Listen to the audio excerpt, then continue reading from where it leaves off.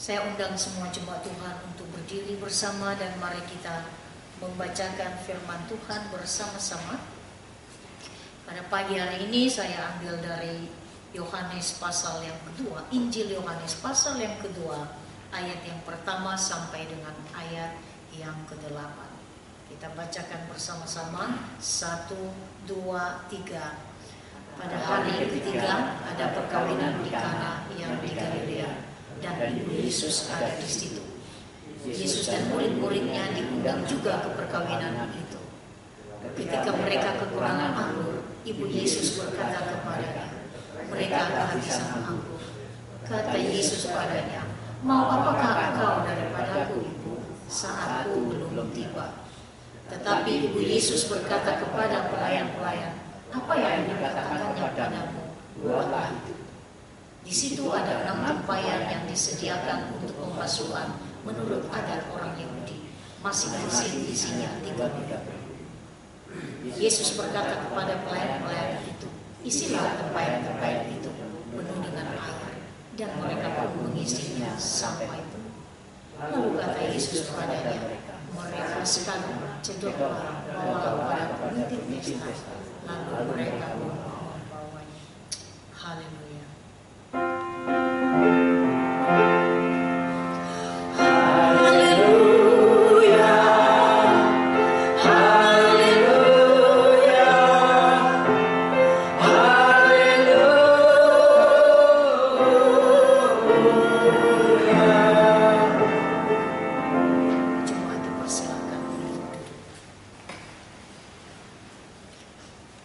Bapak, Ibu, dan saudara semua yang saya kasih dalam Tuhan Yesus, Kyonghi.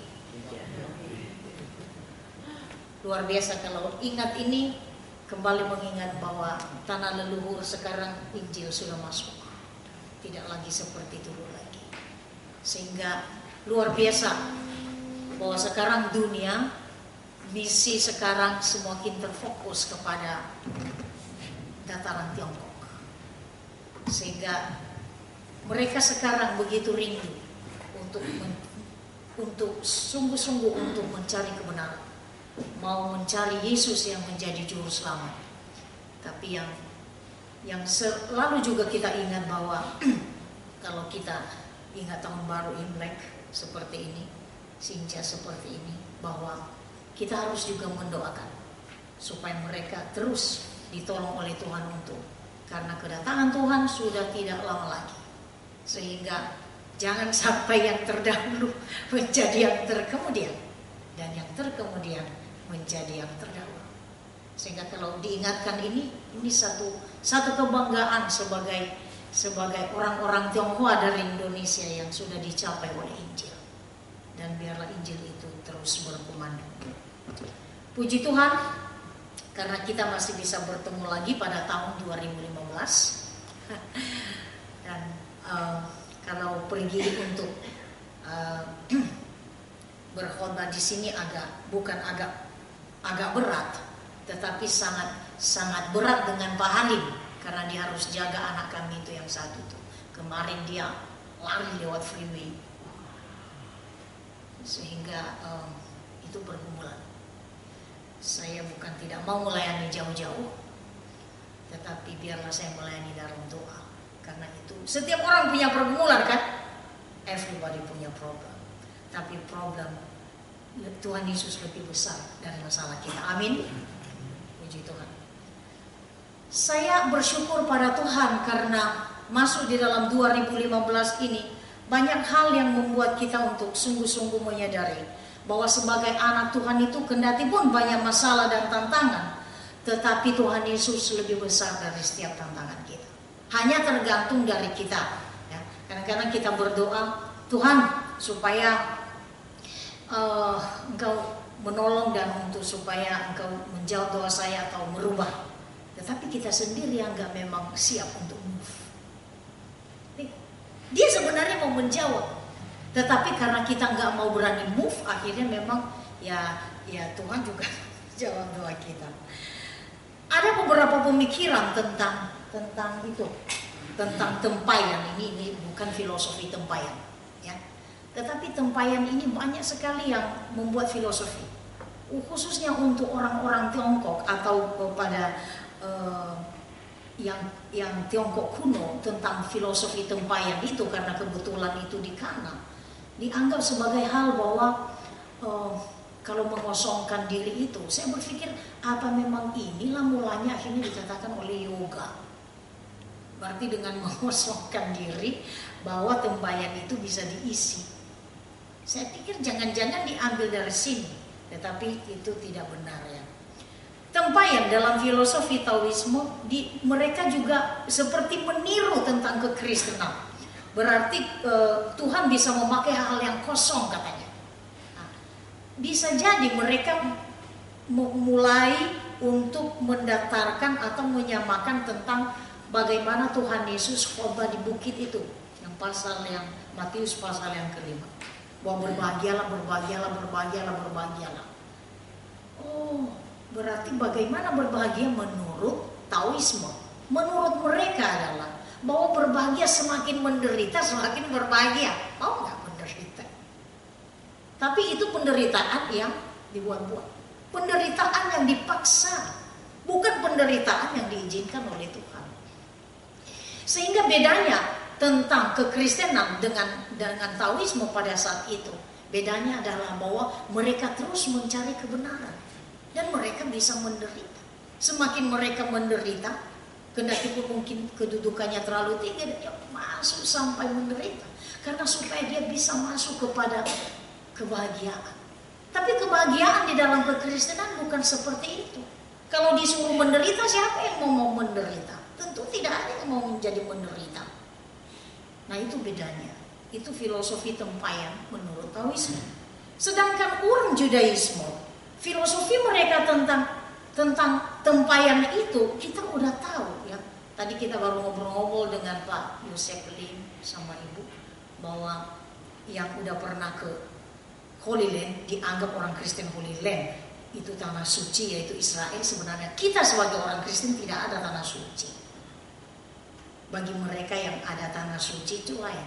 Tapi Israel bukanlah tanah suci orang Kristen. Itu salah. Nah, bagi orang Judaisme, bahwa tempayan itu di Kana itu adalah disediakan supaya orang-orang pada saat itu yang memegang tradisi itu mencelupkan diri mereka sebelum perjamuan, mencuci tangan mereka supaya menjadi mempertahankan kemurnian bahwa mereka jauh daripada dosa. Sehingga mereka harus mencuci tangan. Nanti yang dari Indonesia kita udah tahu kenapa orang mencuci muka, kaki, dan tangan supaya suci.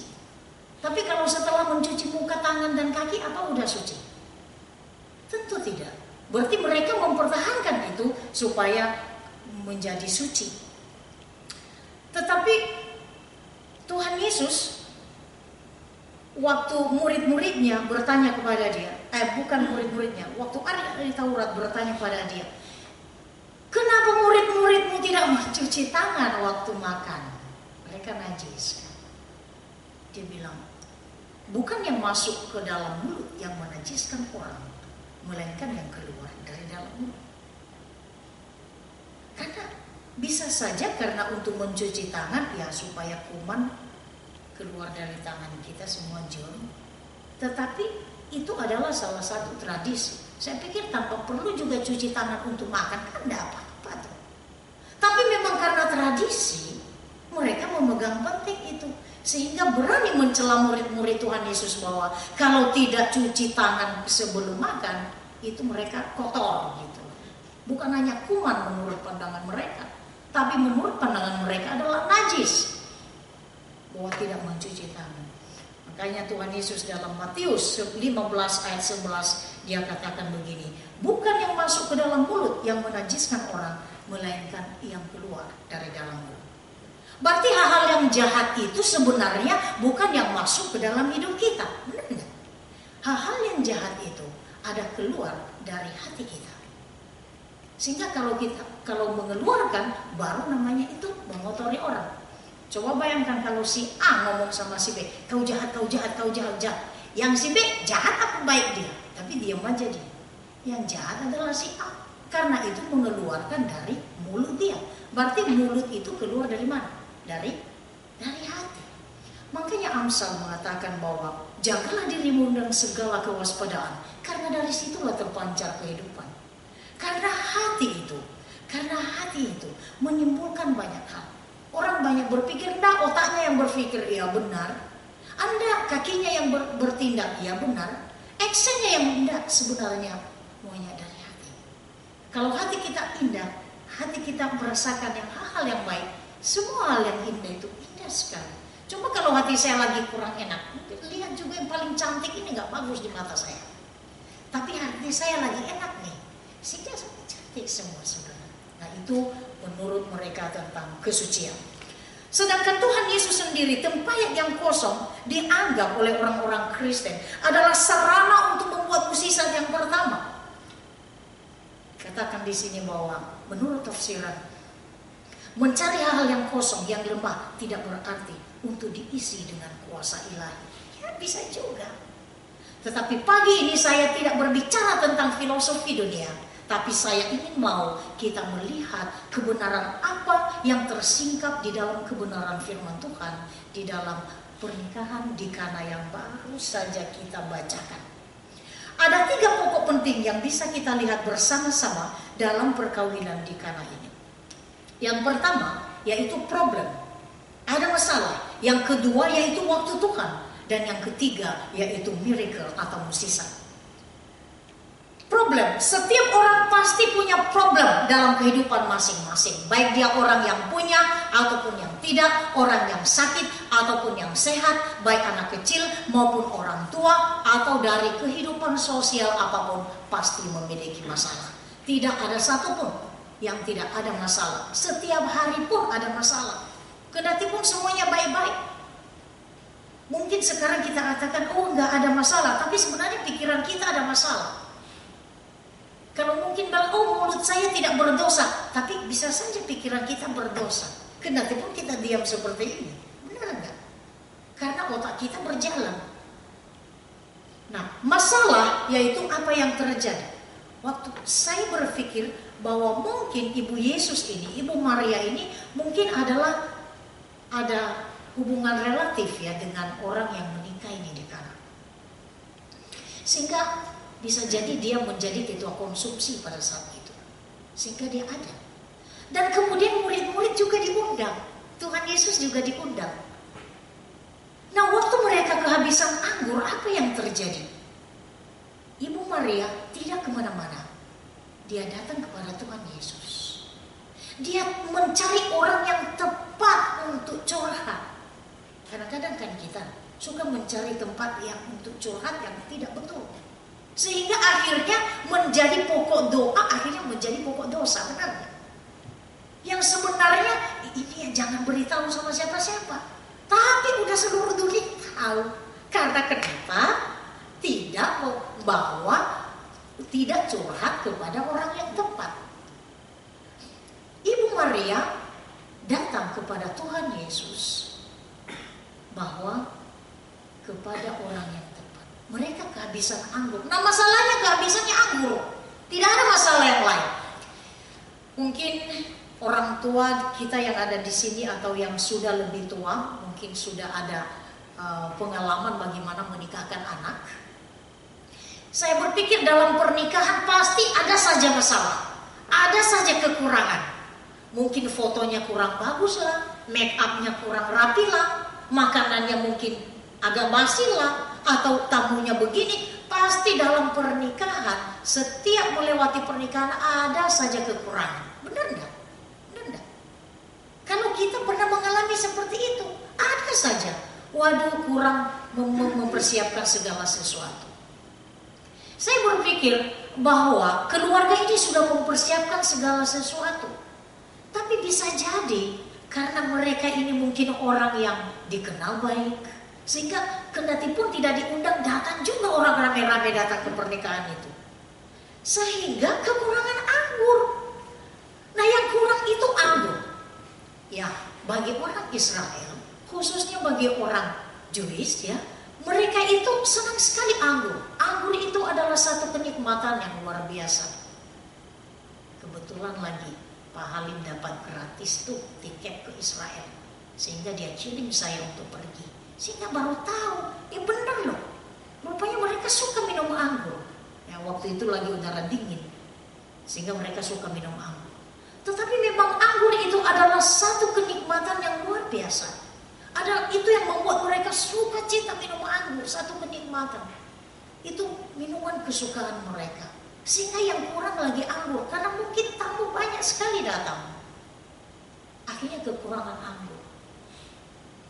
Tapi Ibu Yesus mau menolong, sehingga dia sampaikan kepada Tuhan Yesus bahwa mereka kekurangan anggur.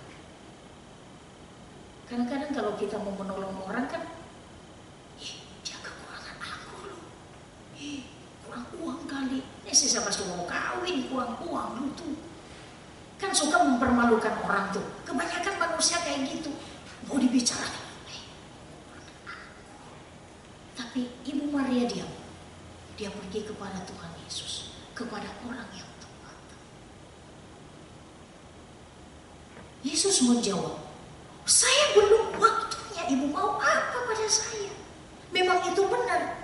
Karenanya tanya, diartikan bahwa itu adalah permulaan atau miracle yang pertama yang Tuhan Yesus buat. Berarti belum pernah ada miracle sebelumnya. Kendati pun sebagai anaknya di rumah, kebaikan Tuhan Yesus sebagai anak, dia taat sama orang tua, pasti itu juga Maria itu tahu. Sehingga dia tidak segan-segan untuk minta tolong. Kalau orang minta tolong dengan jujur, tentu aja bagaimanapun orang itu kesal, pasti dia bantu. Tapi kalau kita minta dengan sombong, mana mau orang bantu kita, benar enggak? Tapi ini jujur, tidak ada anggur. Itu masalah yang pertama. Tidak ada anggur, kehabisan. Tapi dengan adanya kasih yang tulus dan tidak mempermalukan orang yang ditolong, sehingga waktu Tuhan bisa ubah. Waktu Tuhan itu bisa berubah. Dia katakan, saya belum waktunya untuk membuat musisat. Belum waktunya, Ibu, ada apa? Ada satu jawaban yang memang belum waktunya. Dalam doa kita setiap hari banyak sekali doa yang tidak didengar oleh Tuhan. Karena memang belum waktu Tuhan. Tapi kadang-kadang kita memaksakan Tuhan untuk sesuatu jawaban buat kita. Ya udah tahu kenapa doa nggak dijawab. Bisa saja karena memang kita belum anak Tuhan. Makanya dia nggak mau dengar. Atau memang dia nggak mau menjawab doa kita. Karena memang doa kita mau habiskan semua dengan semua nafsu kita. Mau ini, mau itu, mau itu. Makanya dia nggak jawab. Atau bisa jadi memang belum waktunya untuk menjawab. Atau memang itu bukan kebutuhan kita. Karena keinginan kita yang kita mau dengar. Kita mau Tuhan jawab. Kebanyakan, dan memang itu yang betul, bahwa Tuhan menjawab kebutuhan kita yang utama. Bukan keinginan kita. Dan itu dia Tuhan. Ibu Maria datang kepada Tuhan Yesus bahwa mereka kekurangan anggur. Saya percaya bahwa Tuhan Yesus dan Ibu Maria begitu mengasihi keluarga ini. Sehingga dia mau tolong. Kalau kita penuh hati yang tulus mengasihi seseorang, tentu tidak akan mempermalukan dia, benar kan? Karena kita mau menolong. Itulah kasih. Kasih yang dari Tuhan itu kasih yang tulus, tidak kasih yang pura-pura. Mau dia tolong karena ada kejujuran bahwa dia butuh. Tuhan mengasihi. Keluarga-keluarga, banyak keluarga di dunia yang hancur, saudara. Mandat Allah yang pertama yaitu keluarga. Dia menciptakan langit bumi supaya keluarga itu bertambah banyak. Sehingga keluarga dia jamin betul-betul. Sebelum dia ciptakan manusia, dia ciptakan langit bumi. Karena dia mengasihi manusia. Sehingga sampai hari ini banyak yang menghancurkan keluarga. Dan Tuhan akan marah kepada orang yang menghancurkan keluarga. Keluarga harus dijaga baik-baik. Kalau kita melihat banyak sekali sekarang masalah-masalah yang terjadi dalam dunia ini tentang keluarga. Sehingga tidak jarang karena keluarga itu tidak bisa mendidik anak dengan baik. Sehingga anak-anak menjadi pemberontak. Kalau anak-anak dikasihi dengan tulus, sehingga anak-anak itu akan menjadi anak-anak yang menghormati orang tua dan menghormati Tuhan dalam hidupnya. Dan saya mengalami itu dengan anak saya. Dikasarin susah, dihalusin susah. Anak-anak sekarang lebih pintar dari orang tua. Percaya nggak itu? Apalagi kalau dia udah masuk umur teenager. Ada satu cerita seperti ini. Ada ini dari utara sana, dari Sumatera Utara sana. Anto, sekarang tolong pergi beli Coca-Cola. Satu untuk bapak kau, dia ngomongnya gini karena orang yang agak keras bicaranya. Satu untuk bapak kau, satu untuk mak kau, satu untuk kau, dan satu untuk adik kau. Untuk berapa sekarang Coca-Cola itu? 3, Pak. Kok 3? Satu untuk bapak kau, satu untuk mak kau, satu untuk kau, satu untuk adik kau. Berapa itu? 3, Pak. Bodoh kali kau katanya. Kan 4. Udah kelas 5 SD lagi kan. Ulang sekali lagi. Satu untuk mak kau, satu untuk bapak kau, satu untuk kau, satu untuk adik kau. Antu tetap menjawab apa? 3, Pak. Wah, akhirnya bapak ini bodoh kali. Anak itu, loh Pak, saya kan maunya Fanta. Ya benar dong. Tuh anak-anak zaman sekarang gitu loh. Jangan anak. Makanya kita harus belajar dari anak-anak. Karena kadang kan kita mau memaksain diri kita supaya anak-anak kita begini. Wah, nilai kamu harus A, harus B, harus A semua. Waktu kamu masih muda emangnya nilai A semua? Coba dicek semua. Tanya guru-gurunya kalau nggak percaya. Nah, kenapa paksain anak-anak harus A? Berarti lihat anak-anak kok tiba-tiba aja ngambek, marah, tersinggung. Lu ikut siapa? Dia ikut siapa lagi? Itu adalah cermin daripada orang tua. Sehingga kita harus belajar dari anak-anak. Saya taruh di Facebook karena Facebook lagi hangat-hangatnya sekarang. Saya coba foto anak saya Colin. Saya taruh di Facebook saya, profile. Saya tulis di atasnya, My Little Professor. 59 yang komen. Dan komennya itu beragam macam. Ada yang katakan, iya kelak akan menjadi profesor. Ada begini begitu. Wah, ibu yang membanggakan anak. Tidak tahu apa yang saya tulis. Maksud saya adalah My Little Professor. Lewat hidup anak itu Tuhan banyak ajarin saya untuk rendah hati, untuk mengandalkan Tuhan, untuk menjaga dia dengan betul. Itu arti untuk saya. Ngerti? Nah, untuk orang lain adalah lain-lain komentarnya. Makanya kalau kita berpikir untuk diri kita sendiri, jangan berpikir apa kata orang. Benar kan? Kalau hidup apa kata orang, susah hidupnya. Makanya berpikir apa hidup saya sendiri. Nah, itu juga filosofi individual. Berarti I don't care mau orang ngomong apa, cuek aja. Itu juga salah. Tetapi apa kata Tuhan? Apa kata firman Tuhan? Itu yang paling indah. Saudaraku yang kekasih, waktu Tuhan belum tiba, saatku belum tiba, ayat yang keempat. Waktu Tuhan sangat penting dalam menjawab doa-doa kita yang sudah saya sampaikan. Menantikan pertolongan Tuhan dengan diam. Perlunya ketaatan dan pengorbanan. Trust and obey. There is no other way to be happy in Jesus if you trust and obey. Kalau kita trust and obey, apa yang dikatakan itu kepadamu, perbuatlah. Seperti Ibu Maria, ayat yang kelima. Dia katakan begini. Tetapi Ibu Yesus berkata kepada pelayan-pelayan, apa yang dikatakannya kepadamu, buatlah itu. Coba, apa yang dikatakannya padamu, buatlah itu. Artinya, tidak ada lagi argumen. Tuhan tidak bisa buat miracle, saudara, tanpa saudara taat, trust and obey. Tidak akan pernah terjadi mukjizat Tuhan. Coba bayangkan, waktu rupanya itu tempayan-tempayan itu besar-besar, 6. Nah, ini pelayan-pelayan itu just taat, trust and obey. Mereka bilang,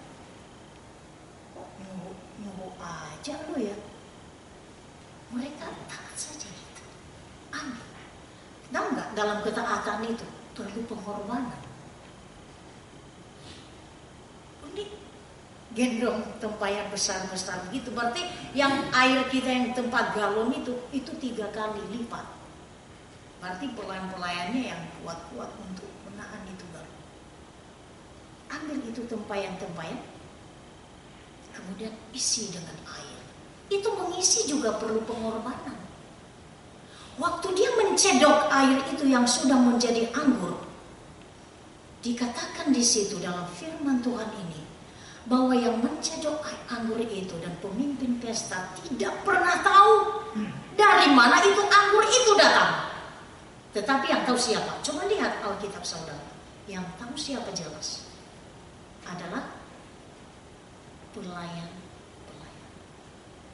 Mereka yang tahu. Kadang-kadang kita nggak bisa diapresiasi oleh orang. Kadang-kadang kita nggak dihargai sama sekali. Pelayan-pelayan itu yang tahu.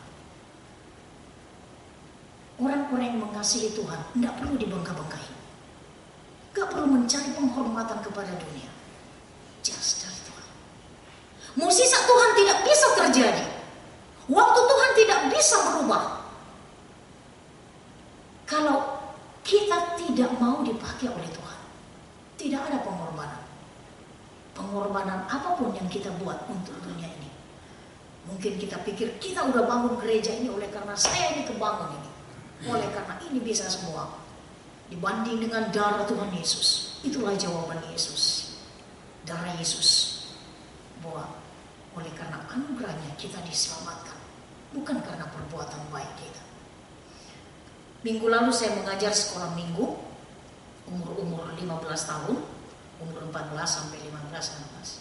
Salah satu yang bertanya sama saya. Pastor, bagaimana supaya kita itu bisa berbuat baik? Makanya tuh berbuat baik itu supaya kita selamat? Tentu saja bukan. Keselamatan adalah jaminan. Wah, kita sudah memiliki itu. Sehingga kalau seperti orang-orang di luar, dia ingin mencari kebenaran, makanya dia buat yang baik, Apa yang terjadi? Karena yang buat baik terfrustrasi, kecewa, jengkel, marah, benci. Karena kenapa? Tidak didasari oleh karena aku mengasihi Tuhan Yesus. Makanya ada kekecewaan, frustrasi, kebencian, dendam yang ada. Itu yang keluar. Karena bukan, kendati pun mungkin itu kita pikir melayani Tuhan. Bukan. Kalau seseorang sungguh-sungguh menjadi anak Tuhan, apapun yang dia lakukan untuk Tuhan. Sehingga tidak akan pernah timbul kekecewaan dalam hidup. Karena dibanding dengan pengorbanan Tuhan Yesus untuk kita, lebih besar dari apapun yang sudah kita lakukan untuk dunia ini. Tidak ada dibanding apapun. Sehingga tidak pernah ada yang boleh membanggakan diri bahwa oleh karena aku. Tidak. Kalau kita menolong seperti Tuhan Yesus dan Ibu Maria, mereka menolong dengan kasih. Bukan menolong supaya dia dibanggakan. Bukan menolong supaya dia bisa disanjung. Indah sekali kalau Tuhan yang memberi sanjungan untuk kita. Dalam 2 Korintus 17 dikatakan, bukan orang yang memuji diri yang tahan uji, melainkan orang yang dipuji Tuhan. Amin. Hanya orang yang dipuji Tuhan. Kapan mau dipuji Tuhan? Nanti kalau kita udah bertemu dengan Dia. Itu artinya tidak ada waktu dan kesempatan untuk membanggakan diri. Trust and obey, there is no other way. Kalau kita percaya siapa itu yang menyuruh kita, semua pelayanan yang kita berikan itu kepada Tuhan, maka percaya mukjizat akan terjadi. Tuhan Yesus memakai pelayan-pelayan itu. Tuhan Yesus tidak akan bisa melakukan mukjizat itu juga tanpa ada pelayan-pelayan. Makanya dibutuhkan orang-orang yang mau berkorban. Dibutuhkan orang-orang yang mau taat untuk melakukan mukjizat dari Tuhan. Mereka mengangkat tempayan dengan susah berat. Dan terjadi. Tuhan Yesus tidak akan, tempayan ada. Dia kan bukan dukun. Tapi dia memakai tempayan yang kosong itu untuk diisi oleh air dan menjadi anggur. Air menjadi anggur, saudara, itu luar biasa. Itu mukjizat yang paling pertama yang buat oleh Tuhan Yesus pada saat itu. Yang sebenarnya keluarga itu harus malu karena kehabisan anggur. Tapi justru anggur yang begitu nikmat yang ada. Apa yang dikatakan oleh pemimpin pesta itu? Dia katakan, ayat yang ke-9, setelah pemimpin pesta itu mengecap air yang telah menjadi anggur itu, dan dia tidak tahu dari mana datangnya, tetapi pelayan-pelayan yang mencedok air itu mengetahuinya. Ia memanggil mempelai laki-laki dan berkata, setiap orang menghidangkan anggur yang baik dahulu, dan sesudah orang puas minum, barulah yang kurang baik. Akan tetapi engkau menyimpan anggur yang baik sampai sekarang. Itu indah sekali. Yang menikah juga tidak tahu dari mana tuh. Mungkin dia juga melongo. Kok ada anggur enak? Dari mana? Mungkin dia juga udah ngeri-ngeri, cukup nggak anggur di belakang apa nggak? Kasihan deh. Yang sebenarnya karena harus kita tolong. Kadang-kadang banyak anak-anak muda salah hidupnya karena memang kalau keluarganya banyak uang bolehlah cepat-cepat menikah. Tapi kalau nggak, kasihan. Lebih baik, itulah tugas gereja. Itulah tugas gereja untuk menolong. Dalam gereja saya pikir begini, dari kadang-kadang wah itu ya harus pesta besar-besaran. Jangan. Ya kalau ada uang oke lah, tapi kan kita tolong. Tapi tambah, itu kurang ini loh, masakannya nggak enak loh, begini loh. Tapi tidak. Kalau mau nolong orang lain, harusnya kita tolong loh. Kalau boleh siapa yang bisa jahit pakaiannya, jahitlah pakaiannya. Beli sepatunya, belilah supaya dia cepat menikah. Kalau nggak begitu-begitu, ya bisa hidupnya nggak keluar, benar nggak? Nah itulah tugas gereja. Itulah tugas anak-anak Tuhan untuk menolong orang, bukan membicarakan yang jeleknya, benar nggak? Nah itu yang harus kita. Air menjadi anggur, itu luar biasa. Yang biasanya disuguhkan baik-baik dulu, baru yang tidak baik, benar nggak? Ya, yang bagus-bagus. Tuh, coba kalau lagi mau berkeluarga, pacaran tuh yang bagus-bagus dulu kan, yang diperlihatkan. Tapi setelah menikah ketahuan semua kedoknya, benar nggak? Kalau pacaran itu aduh yang bagus aja. Sama aja juga misalnya, kita dapat pendeta baru nih yang bagus-bagus aja. Mulai 25 tahun, mulai ketahuan. Benar nggak itu? Waktu kami baru masuk gereja kami itu, kalau boleh, piring saya mau dicuci loh di belakang sana tuh. Udah mulai 5 tahun, 6 tahun, 7 tahun, mau 8 tahun sekarang. Yang diomongin terus tentang kejelekan gue. Ampun. Nah itulah, maunya diberitahu dulu anggur yang baru dulu. Anggur yang lama nanti, anggur yang jelek-jelek tidak. Tuhan Yesus tidak seperti itu. Tuhan Yesus semua yang baik, saudara. Dia tidak pernah berpikir yang jelek untuk manusia. Karena manusia sangat dia sayang. Keluarga sangat dia sayang. Dalam keluarga juga seperti itu. Bukannya semakin hari semakin akrab, semakin romantis. Semakin yang terus tuh yang jahat. Nah kalau semua yang jahat apa? Semua yang baik. Makanya perlu membaca buku bahwa terus itu dideposit, jangan withdrawal terus. Pernah baca buku itu? Itu deposit. Kalau bilang suami terus jelek kau semua lama-lama dia jelek, benar nggak? Anak juga begitu. Kau kurang bagus, kau jahat, nakal, kamu begini, bodoh gitu, lama-lama dia jadi bodoh. Makanya orang Tionghoa nggak boleh ngomong-ngomong anak bodoh. Coba ya kalau orang Tionghoa, anaknya pintar sekali. Pintar anaknya bilang goblok. Kalau orang Amerika lain begitu loh saudara. Dibilang anaknya kurang bagus loh. Bilang siapa bilang anakku pintar. Nah gitu. Coba ya, misalnya ada, ini makanan haus, enggak enak, enggak pintar saya masak. Benar enggak itu? Bajumu kok bagus sekali ya. Baju ini udah 1 tahun yang lalu. Karena kenapa? Itu culture itu. Tapi kalau orang Amerika dibilang, itu baju bagus, thank you. Kan enak enggak? Nah itu. culture kayak gitu perlu kita tinggalkan. Udah puluhan tahun tinggal di Amerika. Culture itu harus kita salin. Hal-hal yang tidak bagus kita tinggalkan. Tuhan memberikan anggur yang baru. Semua yang baik Tuhan buat. Kalau kehidupan yang beres akan membuat keluarga yang beres. Kalau keluarga beres, pasti gereja akan beres. Amin. Dalam kehidupan setiap kita, termasuk saya, punya monster masing-masing dalam hidup. Itu menurut bukunya konseling. Sehingga monster itu perlu kita bawa di kaki Tuhan. Monsternya mau tahu nggak apa? Ini sedikit aja saya keluarkan di monsternya. Monsternya rendah diri. Padahal dia cantik sekali, dia pintar, tapi rendah diri. Akibat daripada waktu dia kecil selalu dibilang dia kebodoh, begini begitu.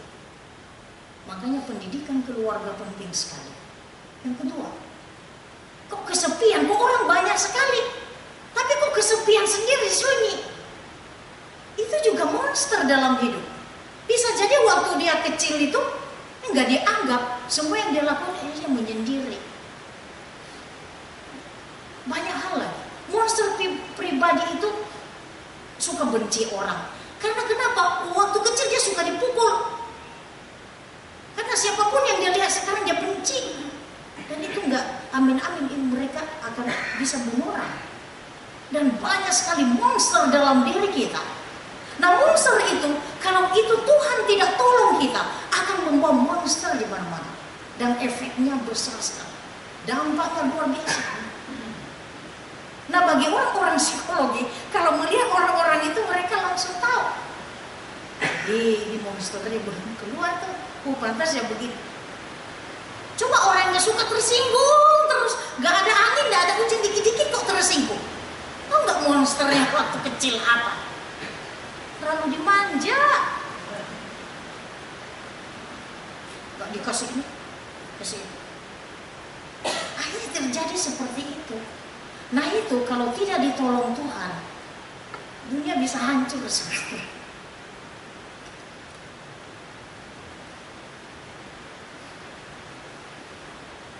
Tuhan mengasihi setiap keluarga. Bila pribadi kita tidak beres, bila pribadi kita tidak dikasihi Tuhan, maka kemanapun kita pergi akan tidak beres. Saya dan saudara, masalah apapun dalam hidup, monster apapun dalam kehidupan kita, dia mau ubah menjadi anggur yang terbaik. Kehidupan masalah apapun yang kita alami dalam hidup kita, hancurnya keluarga bagaimanapun, Tuhan akan membuat yang akhir lebih baik dari awalnya. Amin. Tuhan akan membuat mukjizat dalam hidup kita. Tuhan akan mampu merubah kita. Manusia tidak ada yang mampu merubah. Uang tidak akan pernah merubah hidup kita. Kejayaan tidak akan pernah merubah. Kesuksesan tidak akan pernah merubah. Harta duniawi tidak akan pernah merubah. Semua apapun. Orang untuk supaya dia dianggap hebat orang, bisa saja. Dia mau sekolah sampai 10 PhD, bisa aja. Supaya dia diangkat orang, itu tidak akan mampu merubah kita. Atau mungkin kita bisa sumbang, jual rumah kita 3, 4, 5 untuk ini, untuk pelayanan Tuhan. Tuhan tidak butuh itu, saudaraku. Yang dia butuh adalah pembaharuan total dari diri kita. Nah, itu namanya baru selamat. Karena pengorbanan Kristus di atas kayu salib itu membawa pembaharuan dalam hidup saudara dan saya. Hancurnya bagaimanapun kehidupan kita, dia mampu merubah. Saya punya iman untuk anak saya itu. Bagaimanapun anak saya itu mampu, Tuhan bisa merubah. Hanya waktu Tuhan. Kehancuran keluarga bagaimanapun sekarang, dunia semakin tidak bagus, dunia semakin jahat. Mari kita mulai berdoa untuk orang-orang yang banyak frustrasi, banyak depresi dalam hidupnya, supaya ditolong oleh Tuhan. Kadang-kadang kita hanya melihat orang, aduh kenapa ya, kok dia kayak begitu ya. Kita terlalu mungkin banyak membicarakan orang daripada mendoakan dia. Itulah yang terjadi dalam dunia. Tetapi keselamatan yang Tuhan anugerahkan itu tidak akan pernah sia-sia kalau kita sungguh-sungguh memberi diri dirubah oleh Tuhan. Dia akan merubah yang paling jelek menjadi yang paling baik. Karena di dalam tangan Tuhan tidak pernah ada dead end.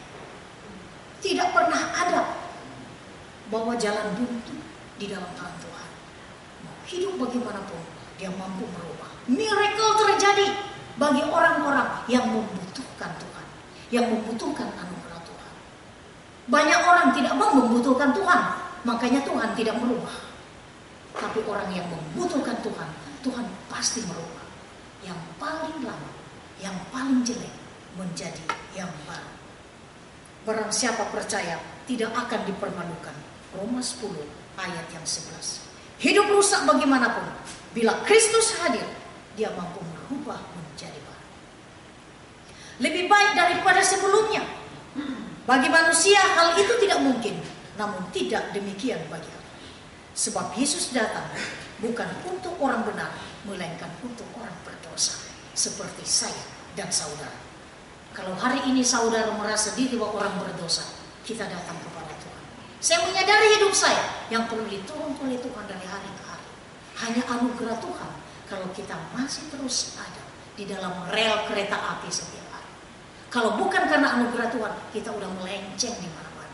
Tapi karena anugerah Tuhan, kita ada di dalam jalur Tuhan, konsisten untuk beribadah kepada Dia. Mau dunia mau jungkir balik, kita harus tetap setia kepada Tuhan. Sebab Dia datang bukan untuk orang benar. Tuhan Yesus datang bukan untuk orang baik, tetapi orang yang jelek. Jelek maksudnya yang jahat, yang berdosa. Tetapi Dia datang untuk orang berdosa, bukan untuk orang yang baik. Amin. Saya undang semua jemaat Tuhan untuk berdiri, dan mari kita mengakui pengakuan iman rasul.